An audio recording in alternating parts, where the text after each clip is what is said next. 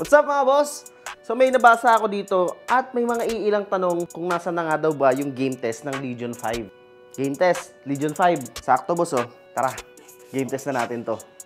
So this is the Lenovo Legion 5 F5PH. Nagkakahalaga to mga boss ng 89,999. Specs lang tayo ulit. Mga boss, ito ay naka Intel Core i7 13650HX processor. Siyempre meron na rin tong 16 GB of RAM, 512 GB SSD storage. Sa GPU naman niya, ito ay naka Nvidia GeForce RTX 4060 with 8 GB dedicated VRAM. Siyempre, running ng Windows 11 Home. So tara, game test na natin yan. Una natin dyan ay yung Valorant. Siyempre, ito ay naka high settings mga bossing. Umabot ito ng 218 to 260 average FPS. Sumunod naman natin dyan ay ang CS2 on very high settings. Taas, diba? Siyempre, umabot ito ng 115 to 130 average FPS. Siyempre, pangatlo, NBA 2K24 naman. Siyempre, highlights tayo ng konti rito. On high settings, mga boss, nag-range ito ng 110 to 115 average FPS. Panghuli, favorite ko, Spider-Man Remastered. On high settings, mga boss, umabot ito ng 135 average FPS at pumapalo pa siya ng 170 average FPS. Na ayos, diba?